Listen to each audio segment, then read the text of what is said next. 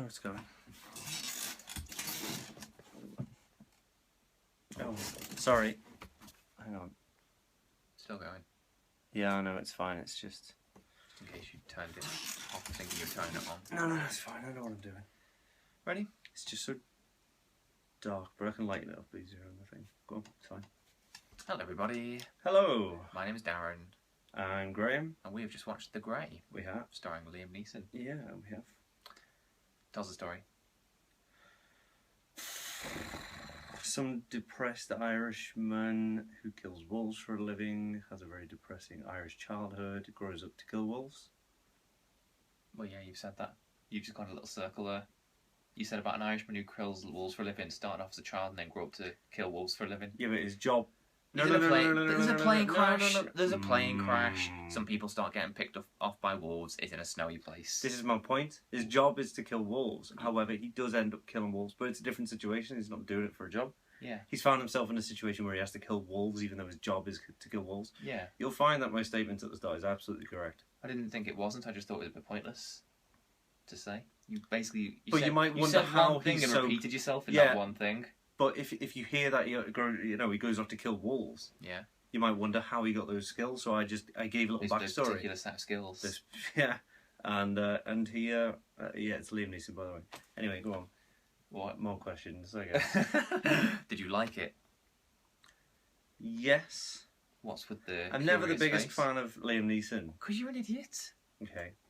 What have you seen that's made you not like Liam Neeson? Okay, alright. I haven't seen much, but from what I have seen... If you only know Liam Neeson from Taken, then you don't know Liam Neeson. Can I ask you a question? No. Go on.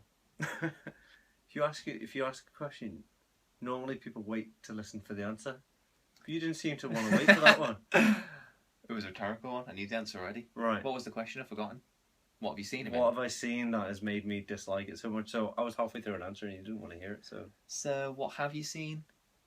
What? I already said I can't remember. But so why don't you like him then? I just think he's a bit too cheesy. He's a bit too corny. Cheesy? Corny. It's just, everything's too old timey, and well, it's not that accent, but it's just a very gruff. I remember that scene in Schindler's List. It's like oh, save those Jews! It's the last thing I do. And he did. Yeah, some of them. Yeah, no, it's just I like him, but for the reasons that other people.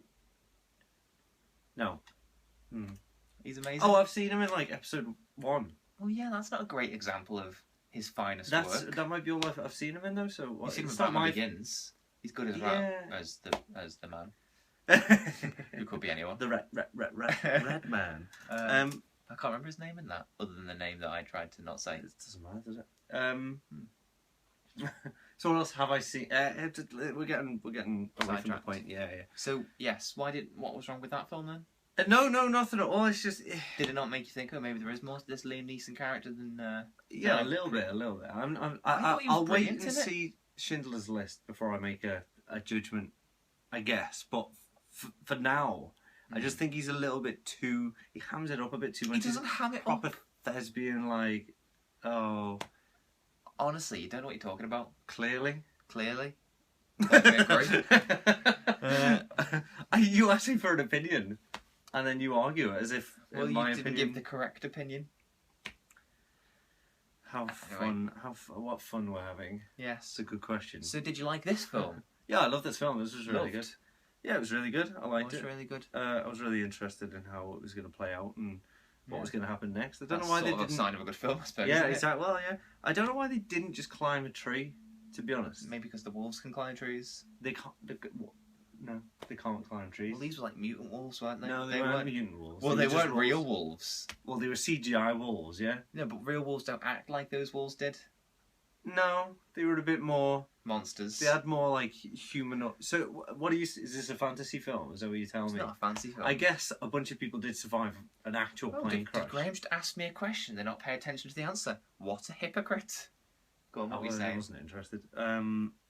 What was the question? About trees. You said, is this a You were monster coming up with film or something? stupid... No, it wasn't. I had a legitimate go on. point. Go on then. What's the question? Whoa, is this a monster movie? Well, no, but it's not about wolves. Oh, but it's like monsters, isn't it? It's No. they're creatures like monsters. Well, they're just I mean, they're creatures like wolves. forces of nature is what they represent. Yeah, exactly. Stop representing things. Let's have wolves as wolves. Let's compare That'd be boring, apples with but wouldn't it have apples. been some things timidly running away and then scavenging No, food because it elsewhere? would have happened like that, except with wouldn't. less humanistic characters. Humanistic Human characters characteristics. of the wolves. Yeah. What human fact- characteristics did those wolves have? Are you kidding me? No. Are you kidding? The fact that they were staying just out of thingy view. Oh yeah, that's such a human characteristic Fire- to stay outside of just thingy view. Let me finish. Go on then. So they've got this, and then all their eyes appear one by one and stuff like yeah, that. humans' eyes always appear That's one not by my one. point. It's a very choreographed I often, bit. when I've closed my eyes, I have to open them one at a time. I can't open them together. There's no point in talking to Darren sometimes, honest to God. Sometimes he disagrees with the point so much he'll just belittle it, even though it's a valid point. You're not making a valid point. Well, I don't think the wolves were humanised. I think they were, because even that point where they are having this little standoff and one of them puts his paw forwards. Maybe And that's that just really you is a reading very... into it. Don't make me swear on camera. This is the whole... That was the entire... I know what's going on I believe... Well, I just think it's not about the wolves. I think it's about nature. Maybe, but still... And yeah, fine. I mean, oh... Well, I think it's just a giant existential drama. It starts off with Liam Neeson putting a gun in his mouth, and I think it almost could just be... Could just finish In there. his That'd head. be amazing. That'd be fine. Shoot, bang, dead. He's fine. Everyone goes on holiday. They're fine. Think of how many Jews wouldn't have been saved if Liam Neeson had done that. And killed himself. So think about what you're saying before you offend people. Ow, just hurt my arm on your own chair. Carry on. Yeah, I think... I like it because before it came out, everyone saw the poster and heard the plot. And I think on the internet they were calling it Liam Neeson Wolf Puncher. No, they were calling it... Liam Neeson Wolf Puncher. Oh, go on. And then there's just no wolf punching in it at all. And I think everyone got a bit pissed because they False advertising. Yeah, well, I suppose, but just people were hoping for sort of snakes on a plane. It's just wolves in the snow. Yeah. And like a sort of trashy film. And then they got this sort of depressing, sub-Herzogian, like voyage into the abyss. Mm. So I like it because A, that's what it is, and B, it would have annoyed people looking for the other thing. Yeah. I like it when people get annoyed. Yeah, you do. But for reasons that I like. Yeah. Like the ending to this film would also annoy people, which is one of the reasons I love it. I also think the end is just brilliant anyway. Without telling us what the ending was, what did you think of the ending? You already gave a spoiler alert, but I'll tell Darren what that was after the film. What did I think of the ending? Yeah, it's fine. It's a little bit like the go-to kind of. I can't say too much, but I don't think it is because I was hoping don't it would do what it did, and I didn't think it was going to. So when it did, it's the usual. Well, can you give me another film where they've done that? No, I'm not saying that. I'm saying that there's a lot of films which you hope have that ending. Yes, there is, and they don't do it. Fury was another example Yeah, where but- I hope they do that, and they didn't. But imagine if every film did end But like every film that. doesn't end like that. Yeah, but But I don't think every film should end like that. I just think there are certain ones that should. exactly. But there are a lot which are kind of set up to have that kind of ending, almost teased sort of thing. Like there's usually this climactic moment, obviously, usually, where things can go either way, and the film plays out one of those events. What are you it's getting saying? A bit kind of. I don't know what you mean. It's getting a bit obvious now. I don't think it is because I'm confused by what you're saying and I know what the ending is. My point is, I don't think there are many I think- films that end the way that... There are films that end the way... There are films that should end the way this film ended, and most of them don't. So it made me laugh when this one did do what it should have done, I think. yeah. I'm not... I'm a fan of surreal films. This wasn't surreal. No. Can you let me finish? Okay. I'm a fan of surreal films, dream sequences and stuff like that. You know I am. Right. You know I am. But there's a limit of ambiguity. But this I think wasn't a dream. ambiguity. Let me get to the end of my point. Okay. I'm saying that it's again. I don't want to get too spoilery and stuff, but the ambiguity of it. Yeah. It's not always not needed. necessarily that ambiguous, is it? No matter what it shows, you know what's going to happen. You don't, and that's the point of the ending. Oh, if I had to put money on it, I think I know which way to go. Yeah, of course. There's, you know. It's just, you know. But the fact that there's a chance, like, I don't know.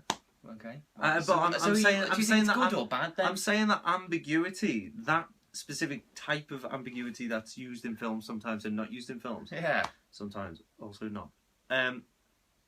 I think it's too much. I think sometimes a It film wasn't needs then, to come to a point. But I think that was its point. It was him coming to terms with everything, not what he did. Okay, all right. Okay, so this is interestingly, an interesting way to look at it is if the film needs an ending, which it does, then no matter show what it. that ending But is. if a film like The Great doesn't strictly need an ending because you've already got the ending, technically, yeah, you've got him coming to terms with everything, and yeah, then that ending is okay. And I'm not saying it wasn't badly. I'm not saying it wasn't a bad ending. What are you saying?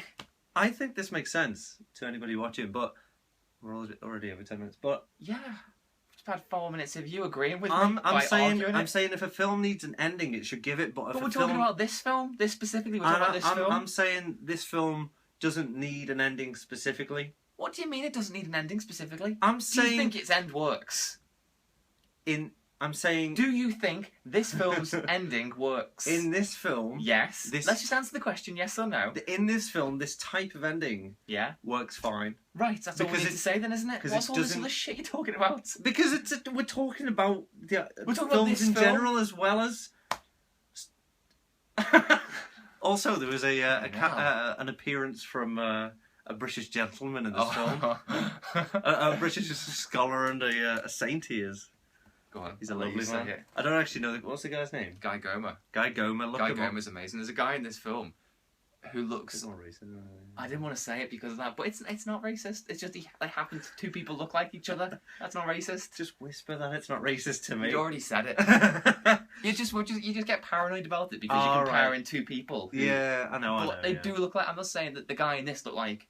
Pick another black person. No. Like... But the point is, there's plenty of white people who look alike, and we would say that they look alike. Yeah. Anybody. But when you say that a black guy looked like another black guy, you suddenly get all paranoid. Yeah, like, for example, if you confuse Chris Tucker and Chris Rock. Yes, I do agree. Or if you just have a lapse in memory and you forget the name and one just fills the space. Yeah, exactly. But the point is, there's a guy in this that looks like Guy Goma, and I think I enjoyed the film the first time quite a lot, but I enjoyed it even more the second time, and I don't think that wasn't hindered by the fact that you pointed out that black guy in it looked like Guy Goma. Suddenly it was amazing. It was like, oh, Guy Goma's in it as well. For anyone who doesn't know who Guy Goma is, firstly, YouTube it. Yeah. That's the best thing you can do. Mm-hmm. And secondly, if you can't bother doing that, he's the guy who went for an interview at the BBC for a job and ended up on the news being like interviewed because they thought he was somebody else, and rather than say no, that's not me, he just went with it and had a go.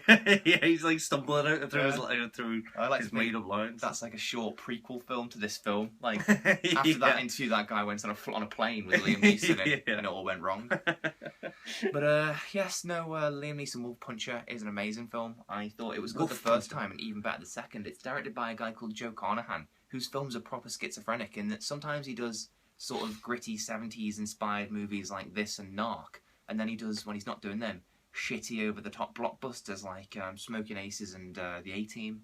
Oh, Smoking Aces was kind of fun. Haven't seen it, but I never watched The A-Team. No, but I haven't seen The A-Team either. I'm just slagging them both off. I haven't seen either, but they don't look very good and they don't get great reviews. Though, it? Yeah, and it looks quite fun, but I hear it's not. Bradley Cooper was originally going to be the main character in this. In this? In The Grey? In The Grey, yeah. Wow. Yeah, I like Bradley Cooper, but with this film, it's just obvious go Liam Neeson, follow Liam Neeson. Liam Neeson is clearly the leader. If it was Bradley Cooper, I'd think, who else could you say he blends into the crowd sort of thing? I'm just saying Liam Neeson is a more obvious leader type character than Bradley Cooper. Well, yeah, he's always bound to be, right? Anyway. Well, yeah, okay. Well, have you got anything else to say? I remember the question, and then I forgot it again. Oh. Well, there you go. So there you go. Oh, I like the music as well. The song at the end, called Into the Fray, I think. It's a good song. There you go. It sounds a bit Clint Mansell-y. What now? I don't know, I'm trying. I can't remember that question. Carry on. Okay, that's the end of it, really. I was going to say goodbye. Yeah, me too. Goodbye, guys. Bye. Enjoy the film if you watch it. Yeah. And the Guy Goma clip. Oh, yeah, watch that, yeah. It's good. I will put it in the thing. Bye. Bye.